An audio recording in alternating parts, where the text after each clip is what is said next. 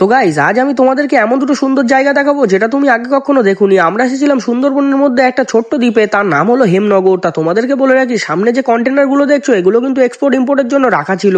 আর প্রতিটা কন্টেনারের মাথায় কিন্তু আলাদা আলাদা দেশের পতাকাও লাগানো ছিল, আর তার মধ্যে আমাদের ইন্ডিয়ান ফ্ল্যাগটা বেশিই ছিল। তা তোমাদেরকে বলে রাখি, আমরা বেছে নিয়েছিলাম বসার জন্য এই জায়গাটা। এখানে দেখছো তুমি জুতো খুলে উঠেছি, কারণ কেন জানো তো, এখানে লেখা আছে দেখো, অস্থি পূজা হয় এখানে। মানে এখানে মানুষ মারা যাওয়ার পরে অস্থি পূজা করা হয়। তা তোমাদেরকে বলে রাখি, এখানে অনেকটা সময় কাটানোর পরে কিন্তু বাড়ির দিকে যাওয়ার মনই চাইছিল না। তা কি করব বলো, কাজ করতে গেলে তো বাড়ি যেতেই হবে। তারপরে আমরা বেরিয়ে পড়লাম বিকাল বিকাল উদ্দেশ্যে আমাদের কাজের জন্য। আমি আর রাহুল হাঁটতে হাঁটতে যাচ্ছিলাম, আর ওইখানে রাখা আছে আমাদের গাড়ি।